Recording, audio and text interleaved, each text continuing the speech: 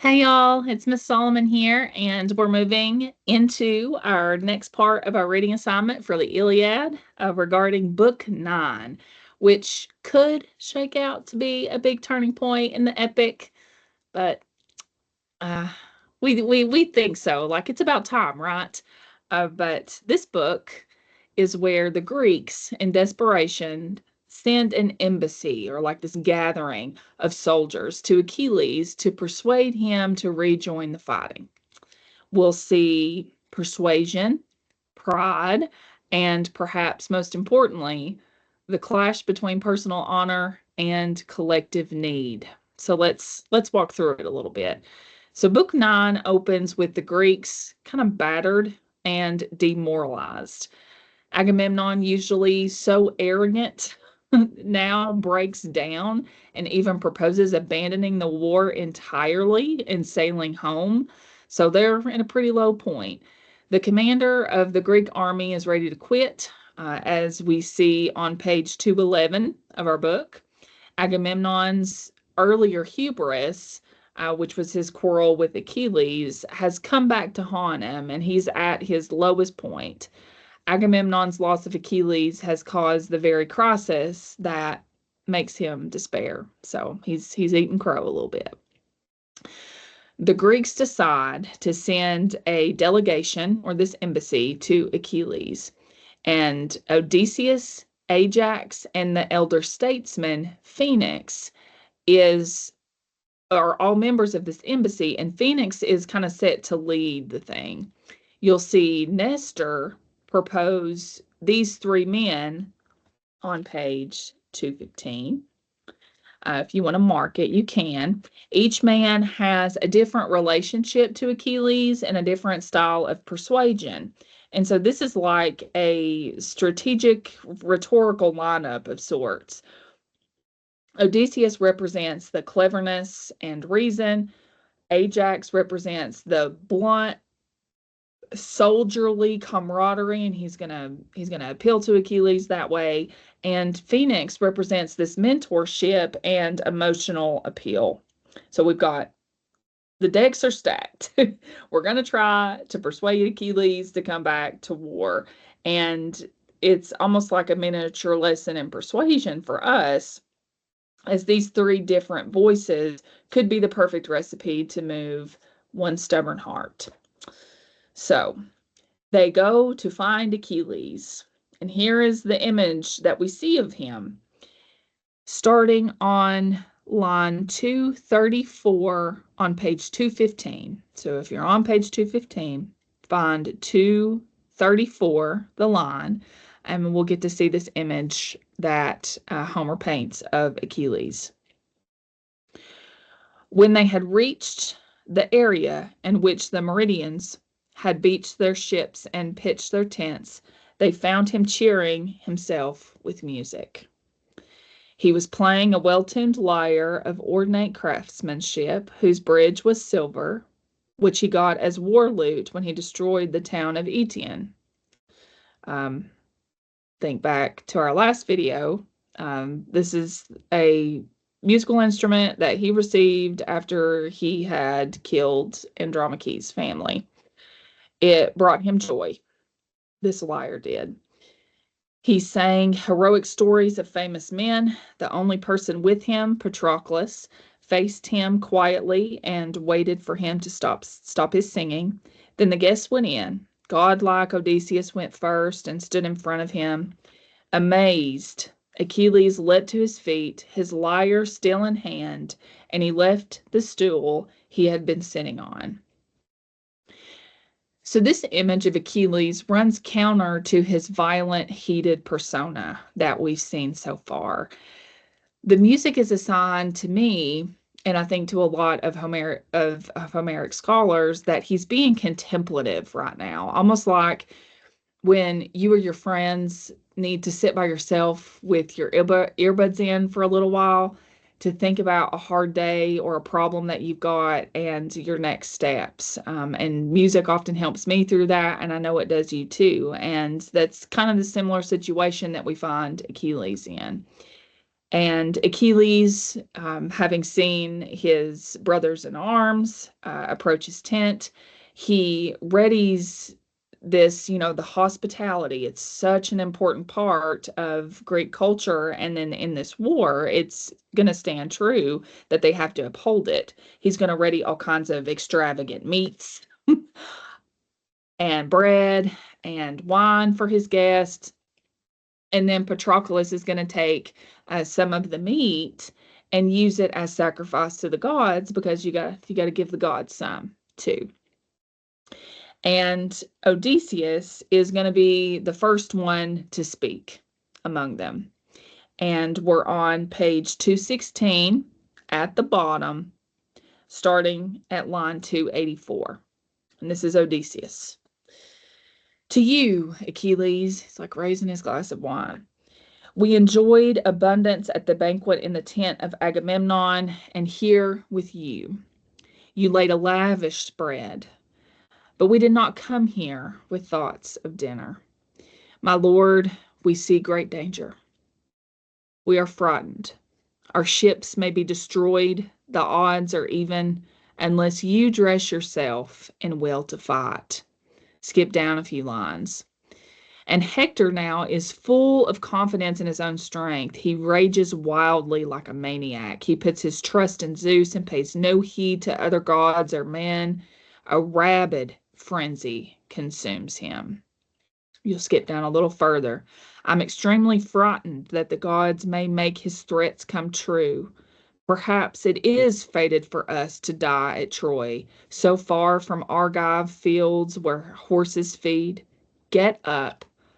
It is not yet too late to change your mind and save the sons of Greece, who are in danger from the cacophonous onslaught of the Trojans. And then Odysseus is going to appeal to Achilles about his father. And you may think this is like an emotional thing, and that's supposed to be Phoenix's gig, but this is about honoring your father. And that's a duty of men to do so. So if we pick up back where we were reading with Peleus. Peleus, your father, advised you well, dear boy, when you were leaving Phthia with Agamemnon. He said this. His father said this to Achilles. His meaning Achilles. There's so much, and I know this is why I'm doing these guided reading videos, because it is just impossible to keep all this straight the first time through. But this is Odysseus talking to Achilles about Achilles' father and what Achilles' father said to Achilles. So Peleus, your father, advised you well, dear boy, when you were leaving with Agamemnon. He said this. You will get strength from Hera and Athena if they so wish, my child. And those are the two goddesses that are so fiercely for the Greek side because of the judgment of Paris. But you must curb the arrogance and pride that swells inside you. Better to have a heart that thinks of others. Hold back from conflicts that bring only trouble, so that the Greeks, both old and young, respect you. Your father gave you this advice, but you neglected it. Yet it is not too late. Stop it. Let go the rage that hurts your heart. If you give up your anger, Agamemnon will give you all the gifts you deserve. Listen to me, and I will list for you the things he swore to give you in his tent if he comes back. And this is like the sale of all sales. This is the pitch. 7 new tripods and 10 pounds of gold, 20 bright cauldrons and 12 racehorses, strong stallions whose speed has won great prizes.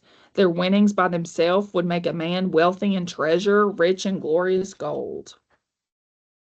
And he will also give you 7 women, skillful in all the crafts, brought here from Lesbos when you yourself destroyed their well-built home. So it's going to get all this stuff, these women, skip down a little bit in the lines. With these others, he will give the one he took away from you, Briseis. and he will make a mighty oath and swear that he has never gone to bed with her, as is the normal way for men and women. So she's it's kind of like a testament that she's exactly the way that Achilles left her. And that Agamemnon didn't defile her, and it was if they couldn't wouldn't have to skip a beat. And I'm not going to read all the rest of this to you. He's just lots of other women that they're going to give him, lots of other riches.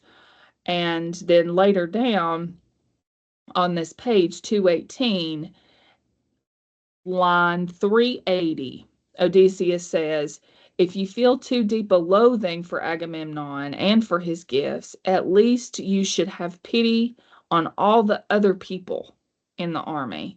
The Greeks are desperate. If you do this, they will adore you like a god. You will gain huge renown.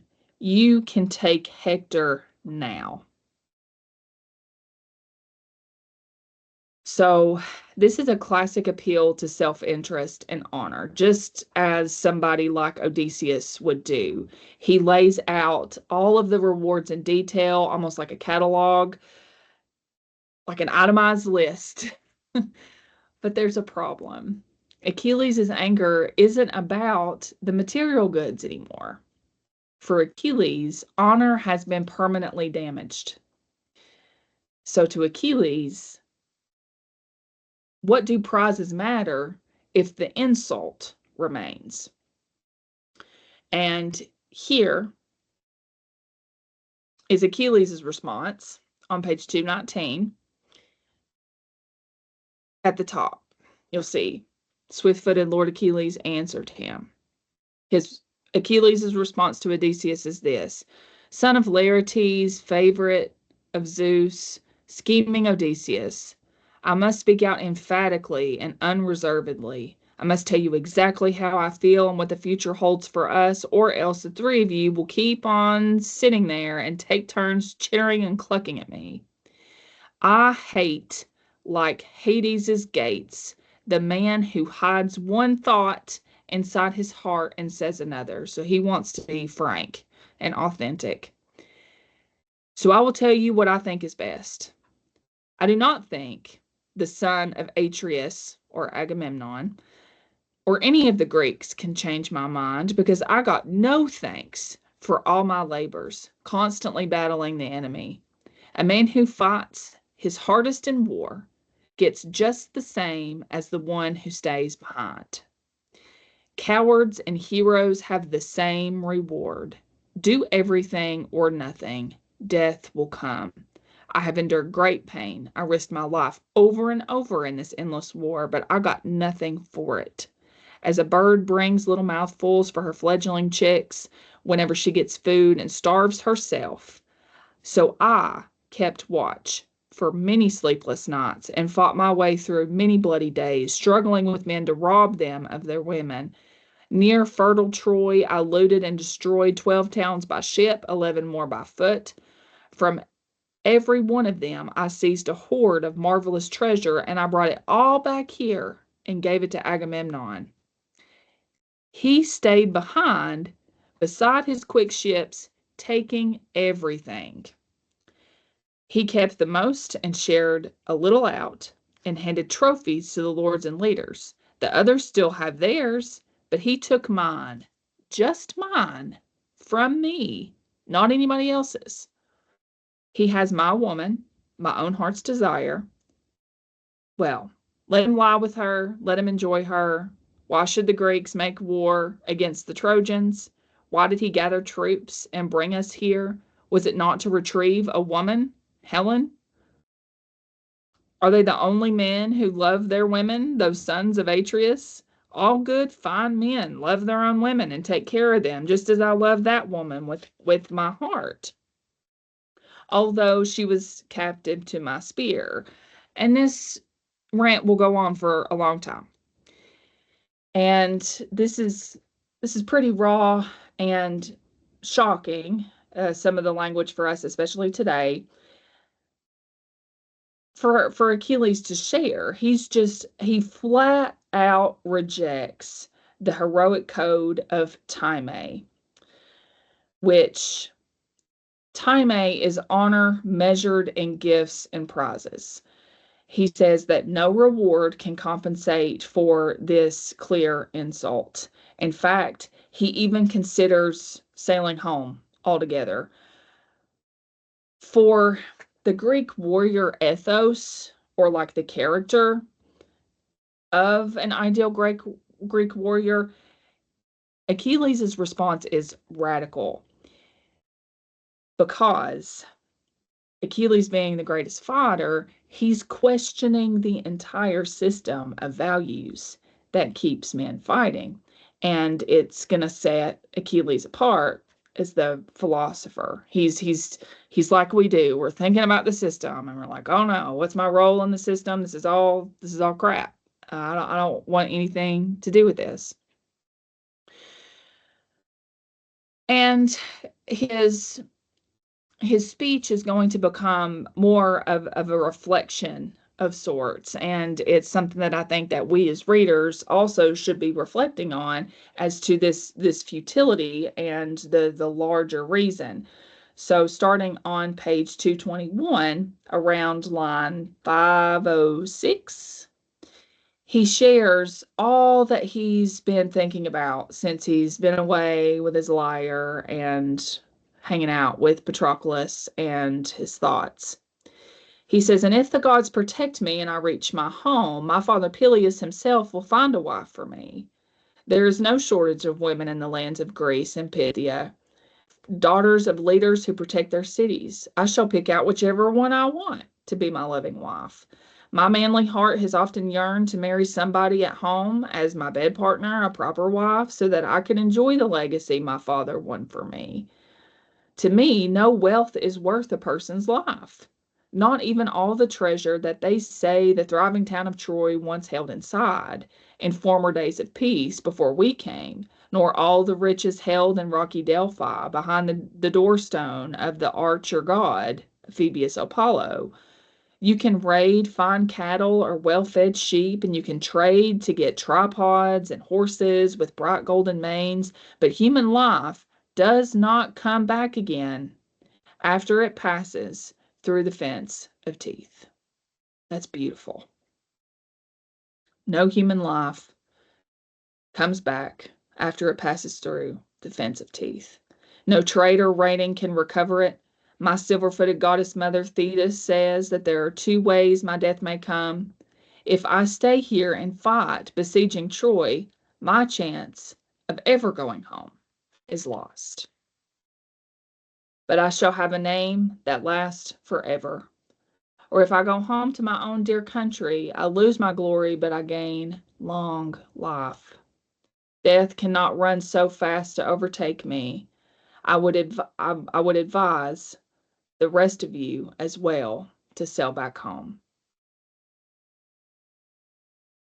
This is pretty famous in literary scholarship because Achilles lines out this stark choice of what it means to be an epic hero in this time in Greek culture.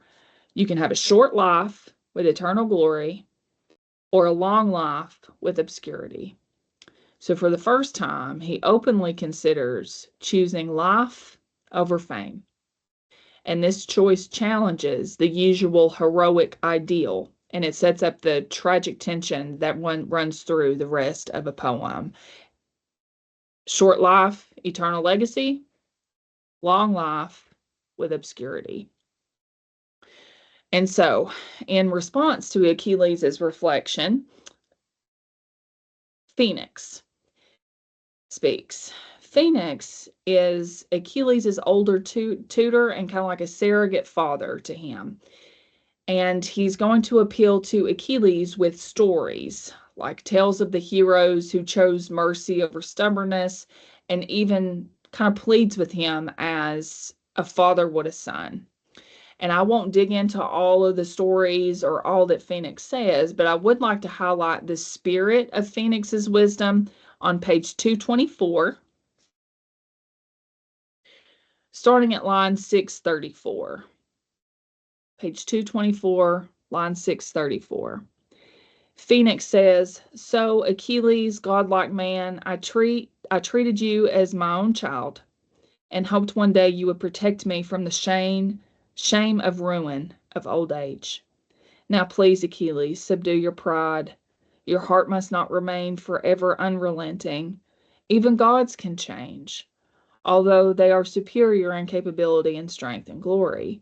When humans overstep or fail somehow, they pray forgiveness, and so turn aside the anger of the gods with sacrifices and fervent invocations and libations and fat to make burnt offerings for them. Prayers of atonement are, in fact, the daughters of mighty Zeus. With downcast eyes all wrinkled, with careful steps, they limp behind delusion. Delusion has great strength and sturdy feet, and runs out far ahead of all of them and sprints across the world and trips up humans. The prayers come after her and heal the damage." So this is like Papa sitting on the front porch spitting wisdom, and it shifts the strategy of the embassy. Where Odysseus appealed to wealth and glory, Phoenix is going to appeal to memory, mentorship, and emotional bonds. Later on, he meaning Phoenix, even tells a parable, which is the story of Meleager. And Meleager is another warrior whose stubbornness caused tragedy. And Phoenix tries to remind Achilles that pity and reconciliation are also heroic qualities. And you'd think that it would be moving. But Achilles, like, no, no. Don't try to manipulate me with all this. I'm not going. And so Ajax is going to be the one to speak last. And he's clearly frustrated, Ajax is, and he calls Achilles pitiless, essentially. Ajax and Achilles are comrades, and meaning Achilles, obviously has no respect for any of them. They fought together, they bled together, but Achilles is going to sit apart from them because of all of this anger that he has, and it's pretty shameful. And Ajax is going to talk through all of that on pages 277 and 227 and 228. And Ajax's speech is pretty straightforward and cutting. It would be the one that you would expect. Like if you want the dealio straight, he's going to give it to him straight. He doesn't bother with long promises or stories. He appeals to the bonds of comradeship. So in many ways, Ajax gives voice to even the audience's frustration. Cut to the chase. Here's the thing. Why can't Achilles see past his pride? But it doesn't move Achilles to want to go back to war. And he's going to, in the end, refuse them all. So the embassy, these three men, they leave empty-handed, carrying the devastating news back to Agamemnon that Achilles is not going to take all of the many women and the stuff. He's rejected the time that Agamemnon had offered Achilles, and he's not going to go back to war. So for the first time in the epic, words fail. No wealth, nor mentorship, no friendship can sway Achilles at this point. And this moment heightens the tragedy of it all. The Greeks will continue to suffer without their greatest warrior, and Achilles himself will kind of edge closer to the fate he already knows awaits him because it's been prophesied already. So book 9 is about persuasion, I think, and its limits, clearly. It's about the hero's choice between pride and reconciliation, glory and life. Most of all, it's about Achilles stepping outside of this normal heroic code, and it is radical, and we are frustrated with him at this point, but there is still something to admire. We see him as a man caught between conflicting values, and his refusal shapes the whole rest of the epic. So when you think about this for yourself, Is Achilles being selfish? And if he is, what's he being selfish about? Or is he exposing the flaws of the entire heroic system itself? And there may be something admirable about that, I hope. So thanks for hanging out through book 9, and I hope to see you again to discuss book 16. See you later.